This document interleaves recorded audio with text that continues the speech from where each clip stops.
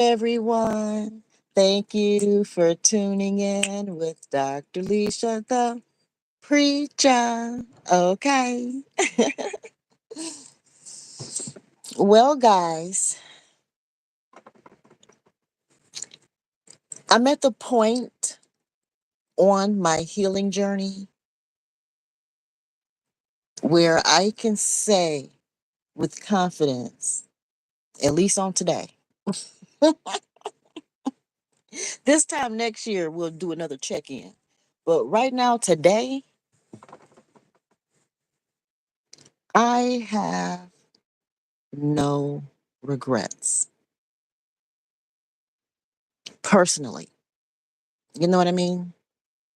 I don't regret being married at age 20. I believe that I was allowed to be married at that age. I won't say led to or called to or nothing like that because I remember the conversations that he and I had, you know. I want to say it was more him. I'll just say it. He was more interested in getting married than I was. I was still in school. Marriage was not on my mind. Just to be honest, he was about to graduate or he was on the brink of graduating. He was 2 years older than me. I was, when we met, I was 18. He was 20. We dated 2 years. So now I'm 20. He's 22. And he just didn't want to leave college. At the end of the day, he wasn't ready to leave college. You know, and I added something to his life that he didn't want to let go of. And at that time in our life, I didn't ask him to let go of anything in his life. He was enjoying all of himself, plus had my support. He didn't have all of me at that point, but he was enjoying my company and I was enjoying his. I was going to have a college boyfriend, period. And I only wanted one. I did not want to be ran through in college. That was just my preference. He was the only guy in college that ever tapped this, period. The only one. The only one. He was the only one in college. The only one.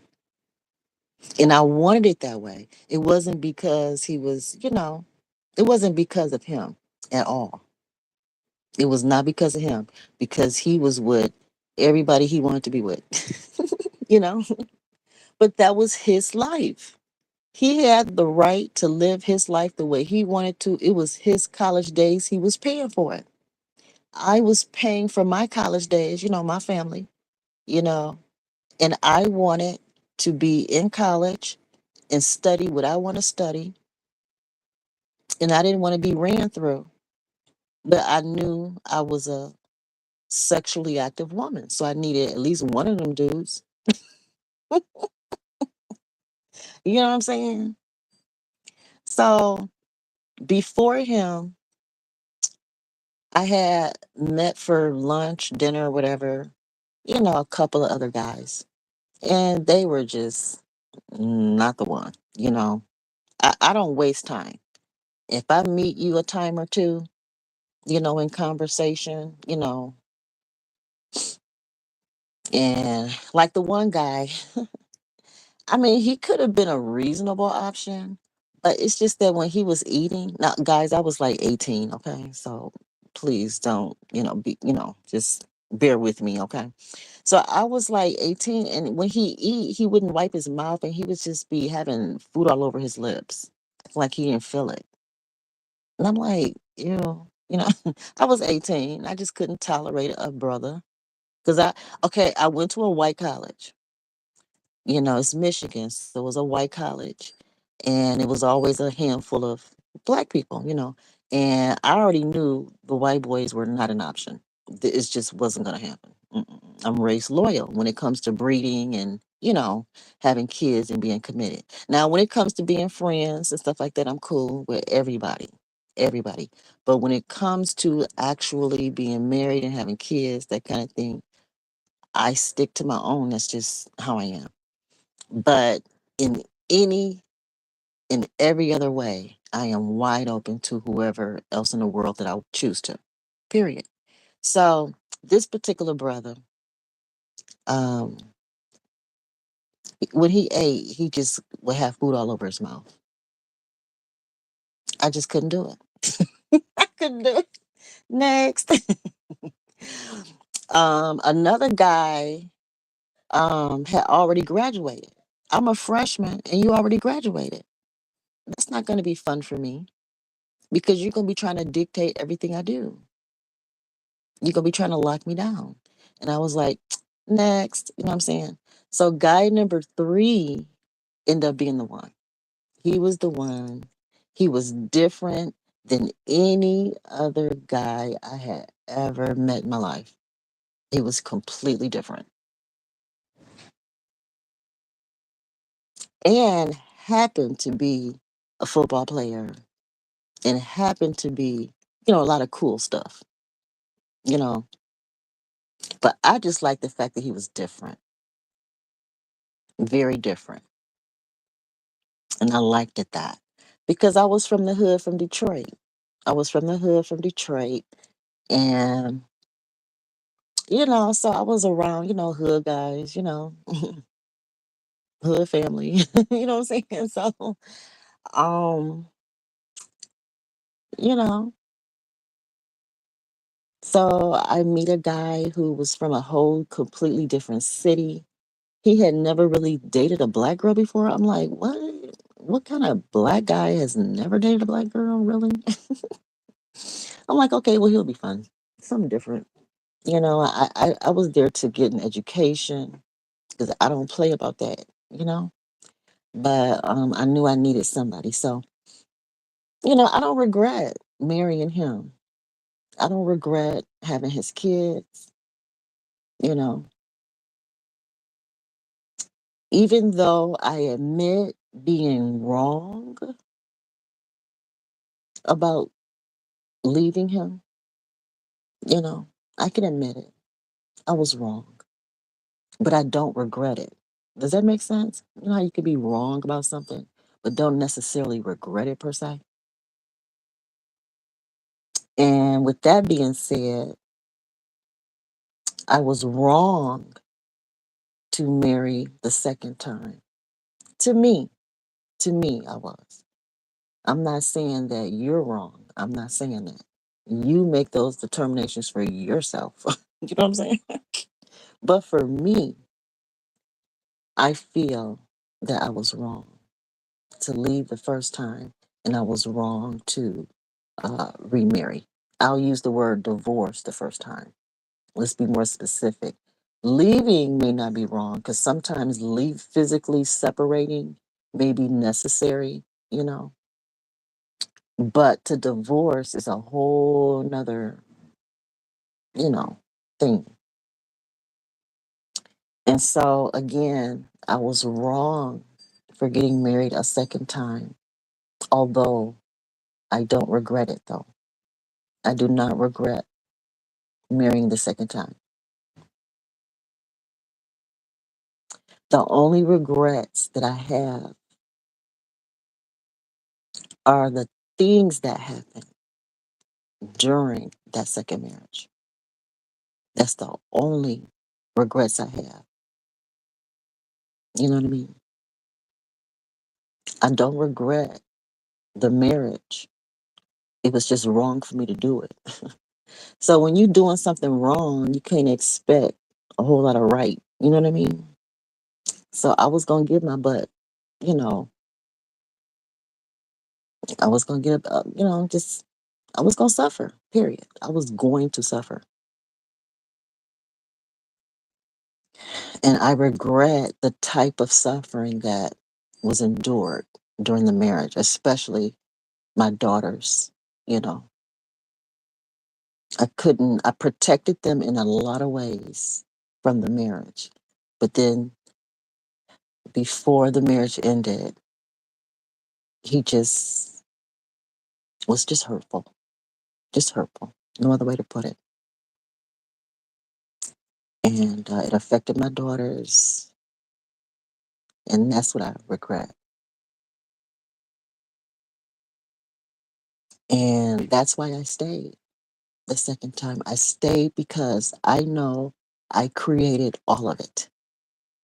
And it was my responsibility to make sure that everyone exited as safe as I could, you know, produce it.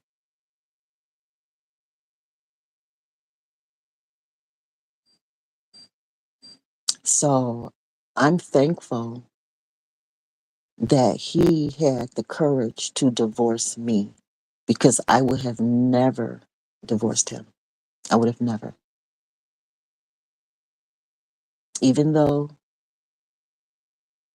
I regret the things that happened in it, you know, but I know I caused it. And I couldn't see for myself, especially we didn't have a pastor, we didn't have spiritual counsel. He refused to go to regular counseling. Once I brought up the sugar baby, that he was in love with the sugar baby, he would not come back to counseling. And that was years ago. That was like back in maybe 2014, possibly 2014, somewhere in there, maybe. Yeah. I brought it up in counseling with my therapist, with him. He came a few times before that, just maybe like a few times before. But once I brought that up, he's in love with the sugar baby and she lived with us, and I don't know how to transition all of this because she's our daughter's girlfriend. You know what I mean? He wouldn't come back. So I had to deal with all of that on my own because they continued their relationship and they still have it today. Even though he's married to the white woman that he secretly, was cheating on me with and, and divorced me and ran off and married her. Even though he got that on lockdown, the sugar baby ain't never going nowhere. They will never, I watched them fall in love right in my home, in front of, right in my face. And I saw it at its conception, pretty much. And she ain't going nowhere. And he sure as hell ain't going nowhere. You know what I mean? So I'm just thankful that he had the courage to leave me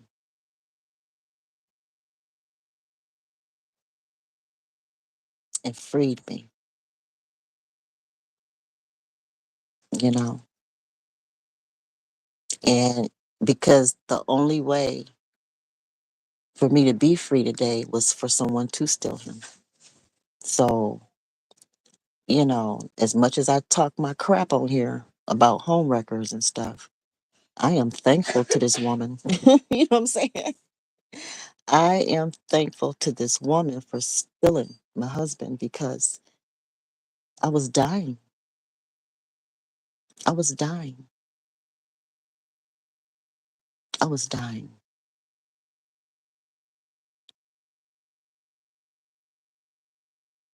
And that's exactly what it took for me to get my life back was for someone to steal him. The day he left me, it was 2.5 years later before I even realized that he had left me for somebody. Once my freedom hit, people, people, I had to hold his feet to the fire because that was based on my belief. Based on my belief. I mean, it's not even, it has nothing to do with him. That's the thing. my belief bounded me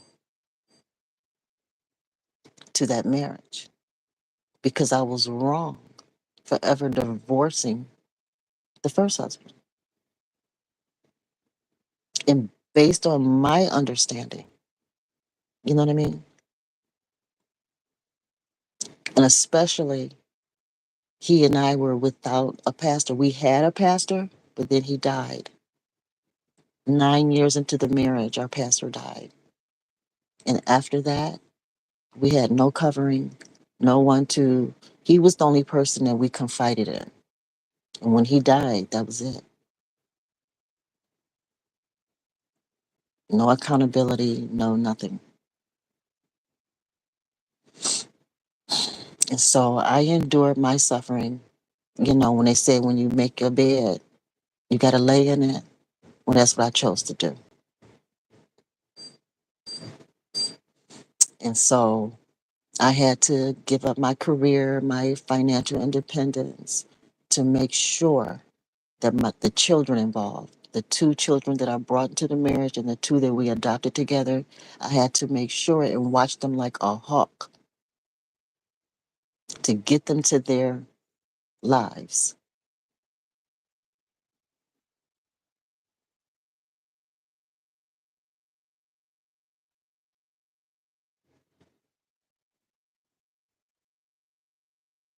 Somehow, some way, I was able to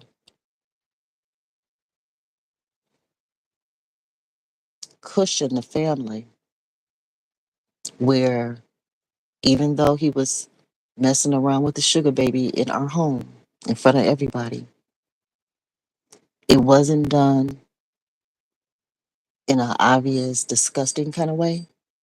So I never talked about it. I never brought it up, and no one did. So it wasn't like, I mean, I have four children. So it wasn't like a family discussion. It wasn't, it was, I had a way. I just had a way.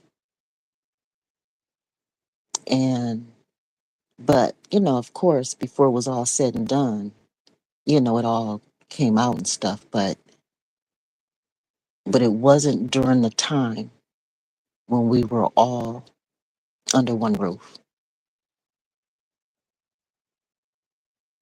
And we weren't always consistently under one roof. We're the kind of family that everyone traveled a lot during that time. There was a lot of traveling, a lot of traveling. So it was easy to, you know, and then my daughter and the sugar baby, they were off and on, off and on. So they were more friends than they were lovers themselves. So with all the movement and all the off and on and blah, blah, blah, blah, blah, you know, I was able to keep peace in my home.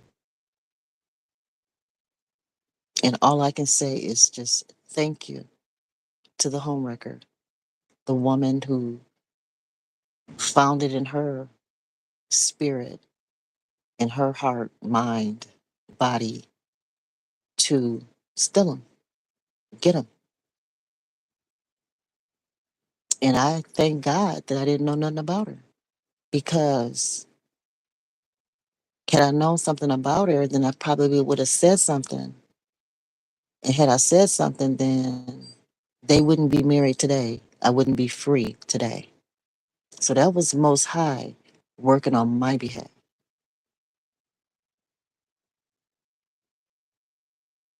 Sometimes the homewrecker, the other woman, the other man, I'm a woman, so I speak from a woman's perspective. Men can listen to me and resonate, I'm sure, 100%. But I'm a woman, so, you know, that's why I love listening to men because I hear similar stories from men, which lets me know that, you know, when it comes to certain experiences, it's not really that gender specific. But I'm a woman, I'm not a man, don't want to be, and I just can't really speak for a man. Now I can, you know, refer and give my thoughts and opinions and I mean, I've always been around men, so I'm not clueless. You know what I'm saying? But like to speak for men or to act like I know what it's like to be one, no, I have no desire to carry that kind of weight. I don't. The weight of a woman is plenty. So much go on over here till I don't try to keep up with men. I'm just glad to be free. That's why I like, just maybe hanging out with couples every once in a while because she's dealing with him. All I am is just their entertainment, and I'm cool with that. After being the wife, being mistreated and undervalued and all that stuff for 32 years, I'm taking a break. I want to be the exciting, fun woman. But I want to do it in an open, honest way, you know, really under a contract. So that's how I rock and roll. But but yeah, so I don't regret the chances that I take in life. I don't regret, some of the risk here and there. I don't. I have a whole lot of life experience to no matter what me and my kids find ourselves tangled up in, somehow, some way, you know, we turn out okay. And I teach my kids as best I can to weigh out your own pros and cons in your life. Every decision you make, think of all the possible good and all the possible bad, and then make your choice. Don't ignore the possible bad. Don't ignore it. Because once you make a decision, stick to it as best you can, knowing there's going to be good days and bad days. You already thought about the bad days. Now, some shit is just going to come out of nowhere. Stuff like, your stepfather messing with your girl, stuff like that. You can't, some stuff you just not going to have in the script.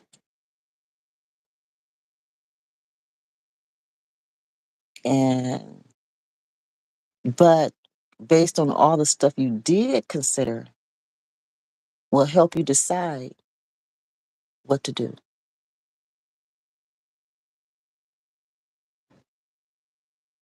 That's where experience becomes your best teacher. Other people in the world may not value your experience and they may want to discount it and throw it away. But you, as an individual who gained the experience, cannot afford it. You can't afford to lose it. You have to hold on to your experience, your faith, your belief. You have to hold on to it. My belief seemed so crazy. It seemed so crazy to stay in that marriage. It seemed so crazy. But it fell off on its own. I didn't have to leave because he did. And with him doing it, I was able to benefit. So I'm not saying, I'm not encouraging anyone. I'm not encouraging anyone to stay in anything bad. I'm not. I'm not encouraging one or discouraging anyone. I'm saying decide for yourself. I'm just sharing my story, how I weighed it all out. Now that he's gone, my daughters and I, my grandchildren and I, we all get to start all over, but we don't have to start from scratch. He had to pay. He had to pay. The courts made him pay. And because they did, we don't have to start from scratch. We have to start over, but not from scratch, thank God. So our suffering was not in vain. Not that suffering comes with a price. It's not about the money or anything. It's not about that. It's just that we didn't have to suffer for 25 years under him and then have to keep suffering after him. You know what I'm saying? I mean, we're suffering after him, but, you know, because of the financial help, we don't have to be suffering broke after him. You know what I mean?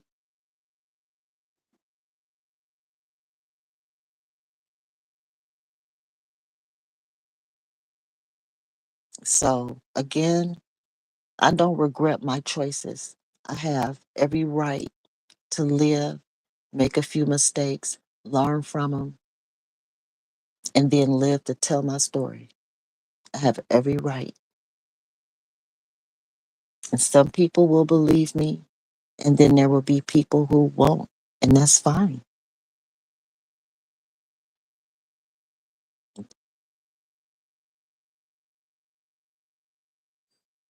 But thank you for listening. Thank you for your support, and live the kind of life where there's no regrets. Yeah, you may hurt, you know, you may be humiliated, you may be embarrassed, and a lot of stuff. But regret don't have to be one because every choice you make, at least at the minimum, you weigh out the good possibilities of your choice and you weigh out the bad possibilities of your choice. And then you make your choice. Everything has good and bad attached to it. That's just the way life is.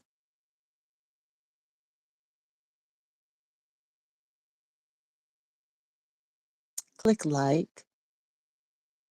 Thank you for listening. Subscribe to my channel. Make a commitment. It's free. And then share my videos. I have 6,000 videos on here. I have what, like 2,400 subscribers, I think, and then maybe 30 more. I'm so thankful for each and every subscriber. And share my videos, share them, binge watch them. There's lots here. I'm not monetized anywhere on social media yet. So I do have a PayPal, and my PayPal is Dr. Leisha the Preacher, just like on my channel, if you want to send a love offering or donation. You all be blessed and have a great night, and I'll talk to you soon.